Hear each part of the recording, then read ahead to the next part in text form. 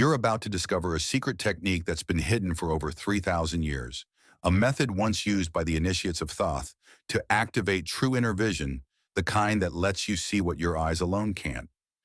And here's the craziest part, your body has already started using this technique without you even realizing it. You know those moments when you just feel something's wrong but can't explain it, or that sudden shiver running down your spine, like someone or something called out to you from deep inside. These aren't random glitches. They're signs that your perception is already beginning to pierce the veil. And by the end of this video, you'll know the vibrational code that fully opens this portal. But before we go there, you need to understand something crucial. You've always lived between two worlds, and knowing how to see both at once will change everything. If you separate the spirit from the body, if you learn to see with the eyes of your soul, then the hidden truth behind every form will start to reveal itself. You've always existed between two overlapping realities. This isn't fantasy or metaphor, it's an ancient unspoken truth, a truth that predates written history. But no one told you about it. No one taught you how to notice it. Since the dawn of civilization, the great sages knew about these two simultaneous layers of existence. One is the physical, concrete, visible world, the other subtle, energetic, vibrational, always present, yet silent. Most people are conditioned to think only what's measurable or tangible is real. But the ancients understood that's only half the story.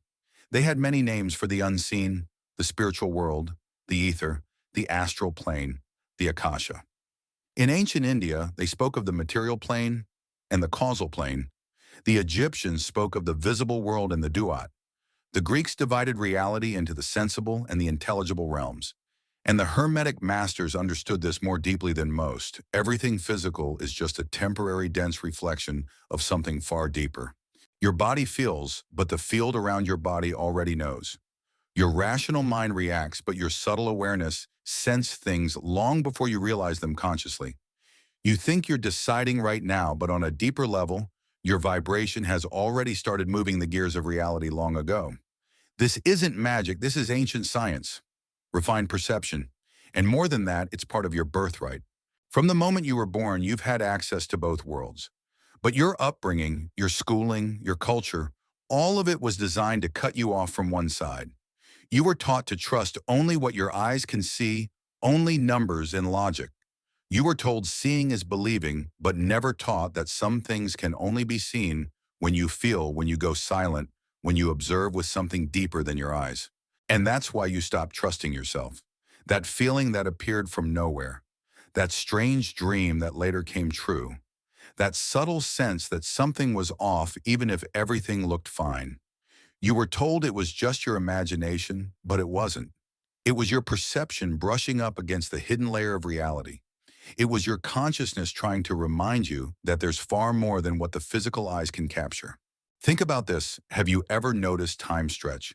Like a split second suddenly felt longer, as if the whole world slowed down for just a moment. Those moments are glimpses into the second world. It doesn't arrive with trumpets or bright signs. It slides in quietly, breathes in the pause between your thoughts, and exists in the spaces between what's obvious.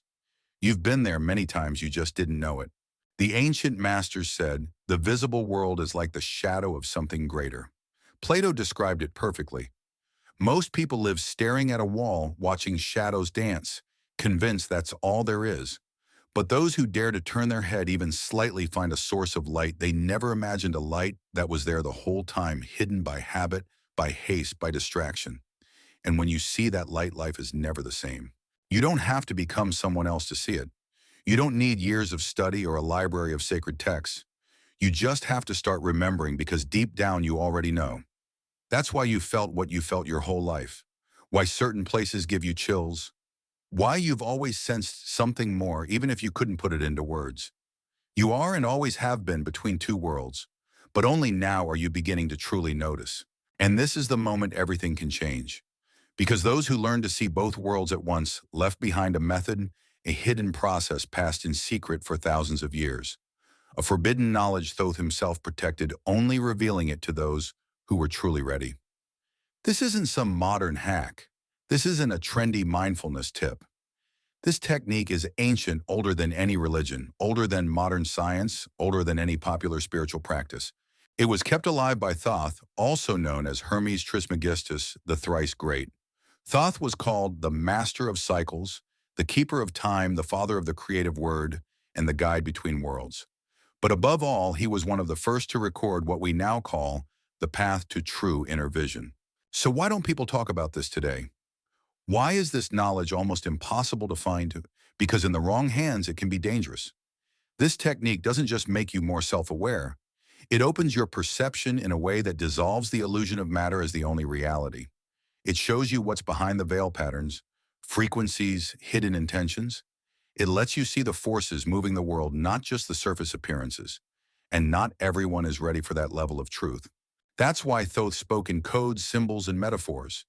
His words read like poetry or mysticism at first glance, but each line carries vibrational instructions that only unlock for those who are ready.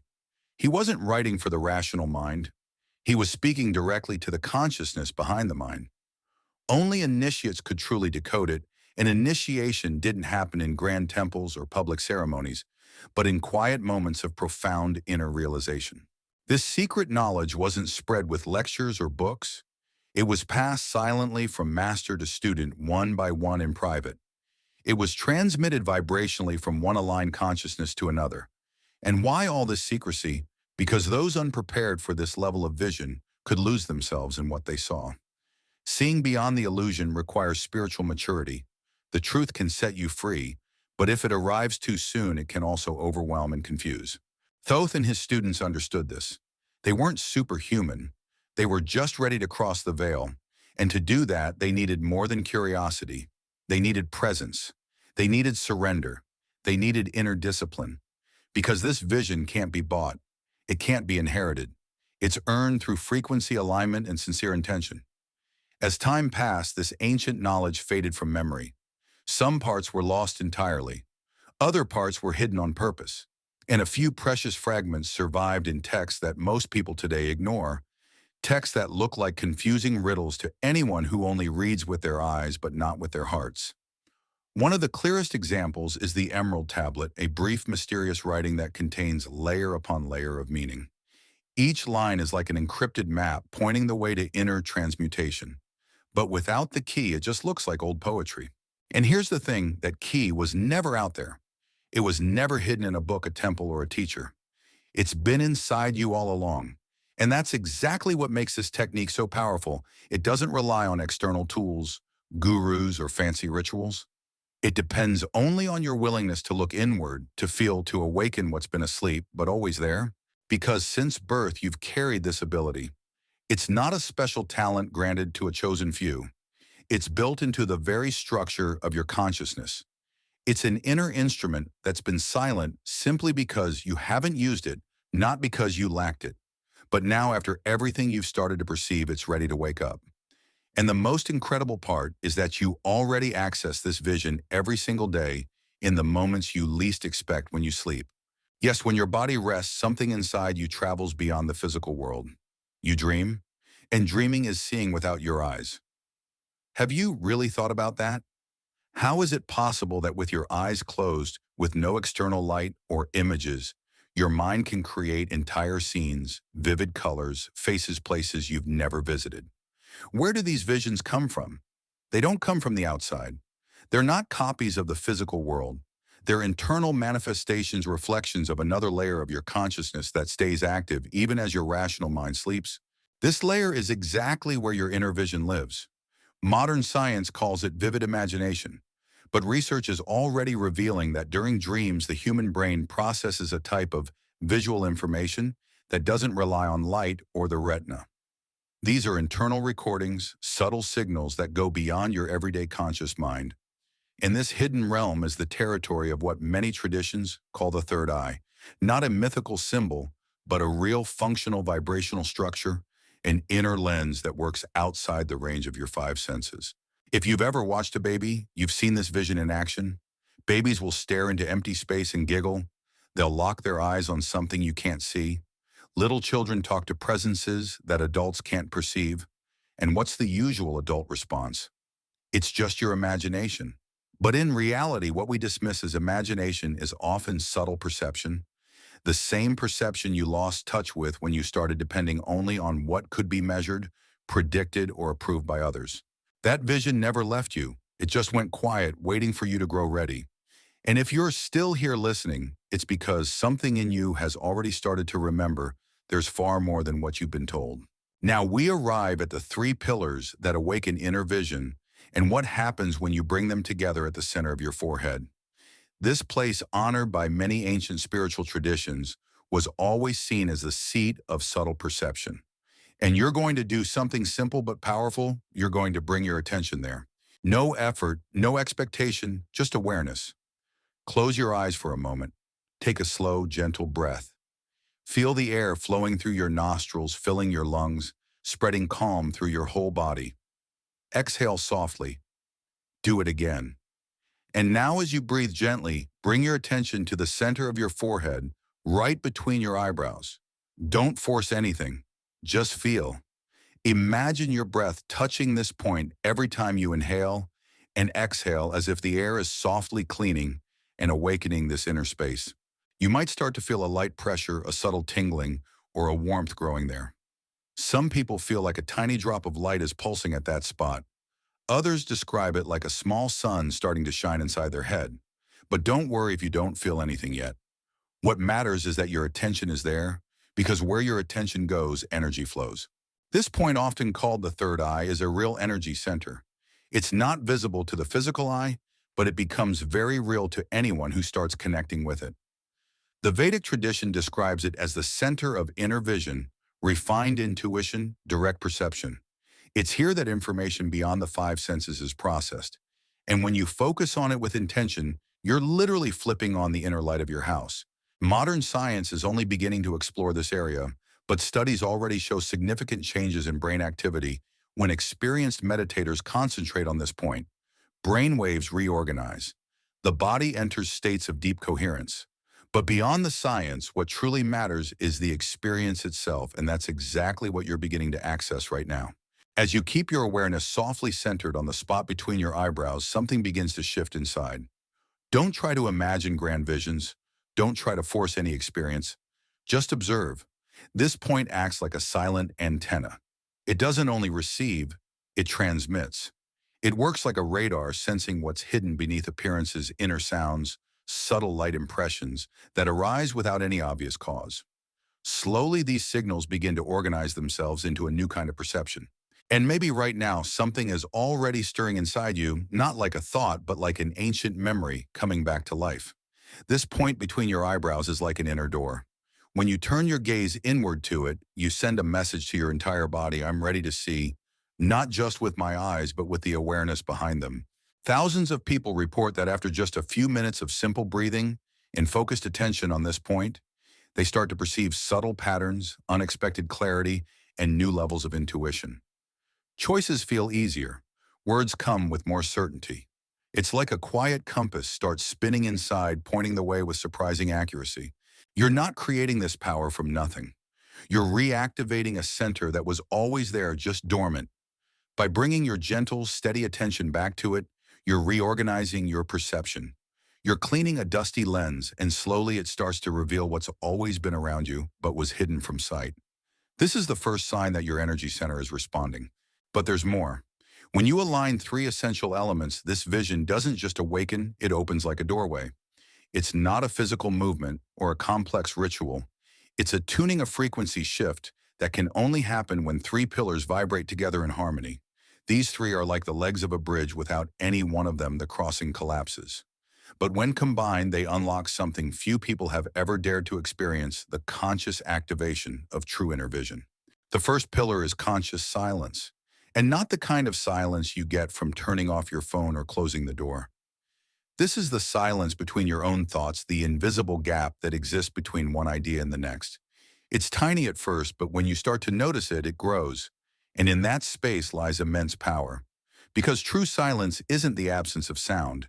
It's the presence of pure perception. It's where you stop reacting and start seeing things as they really are. The ancients always said that silence is the language of the spirit. And when you learn to listen to this frequency, inner vision starts to appear naturally, almost like a reflection emerging on a still pond. You don't have to try hard. You don't have to force yourself. When you find this quiet place inside, perception simply begins to open on its own. The second pillar is sacred breathing. Breathing is something you do all day, every day, but what would it feel like to breathe with full presence, to inhale and exhale as if each breath were a prayer? The sages discovered that conscious breathing patterns don't just calm the mind. They completely reorganize the body's energy field.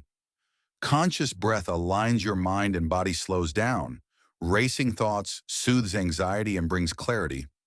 In that state of alignment, energy starts flowing to the right places, especially to the center of the forehead, where inner vision lives. Breath is the bridge between the visible and invisible worlds. Learning to cross that bridge changes everything. When you breathe with presence, you become anchored in the moment, rooted in a state of being that lets you perceive beyond the ordinary. And then there's the third pillar, the one that might be hardest in today's world: directed attention.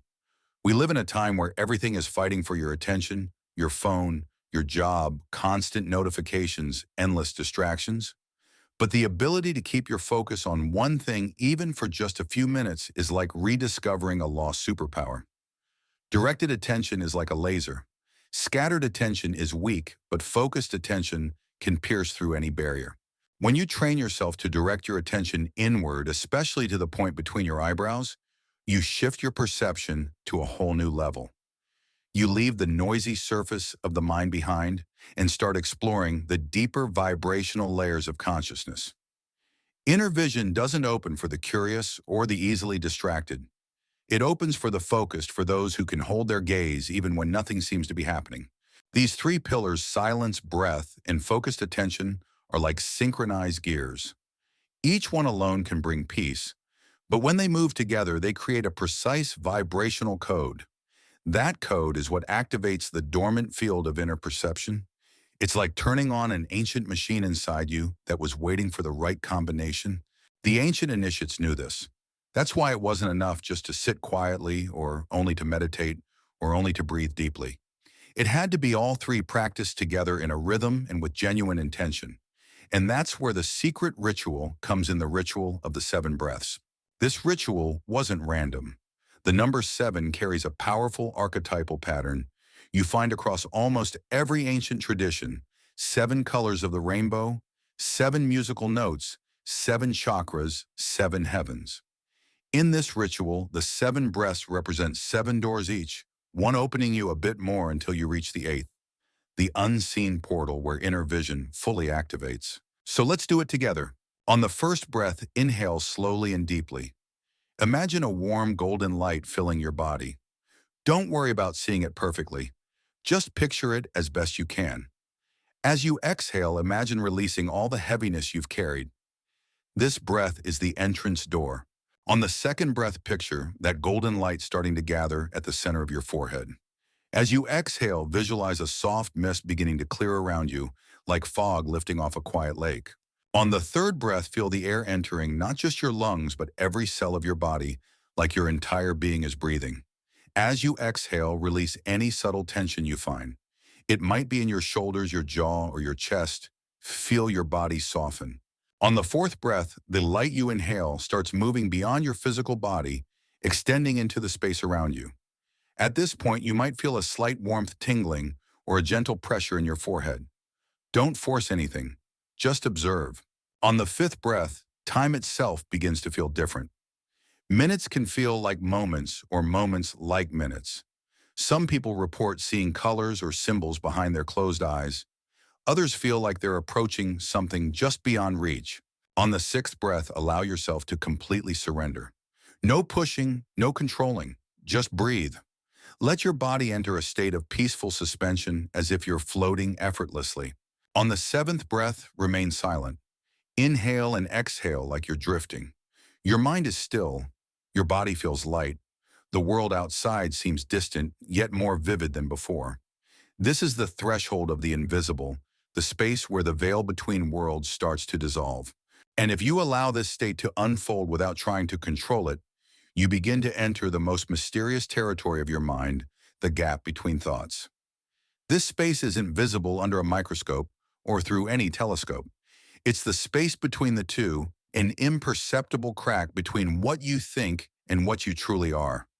The ancients called it the blind spot of consciousness, a place where time doesn't apply, where your usual ways of thinking break down. The amazing thing is that you've already been here. Everyone has. You pass through it every night right before you fall asleep, in that moment when you're no longer fully awake, but not quite asleep either. That's the first portal. But because you weren't trained to notice it, it slips by unrecognized. Now, though, you're learning not only to recognize it, but to stay in it. In this state, time bends. Ideas come effortlessly. Subtle feelings become crystal clear. You stop seeing the world just from the outside and start perceiving the world that vibrates inside you. Here, inner vision awakens like a new lens. You don't suddenly see fantastical creatures or bright lights. You start noticing what's always been here: the vibrational field of people, the energy behind their words, the atmosphere of a place. All of it becomes visible, not with your eyes, but with your consciousness. Some call this awakening. Others call it expanded perception. Labels don't matter. What matters is the experience. And once you've touched it, you can't go back to who you were before. Your sensitivity sharpens. Your intuition strengthens. And your connection with the unseen becomes natural, almost effortless.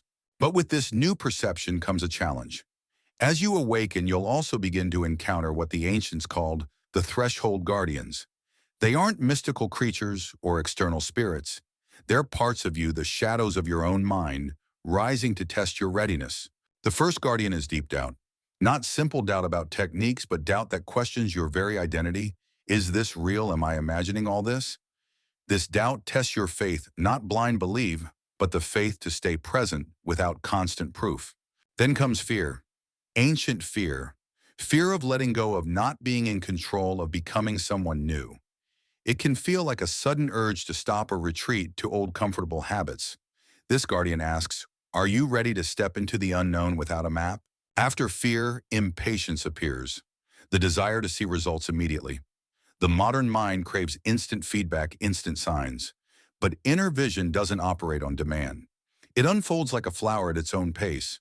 Trying to force it only closes it. The final and most subtle guardian is the spiritual ego. When you start sensing more, when new perceptions emerge, it's easy to feel special, superior. But this is the poison that blocks the channel before it fully opens. Because true vision can only grow in humility, not arrogance.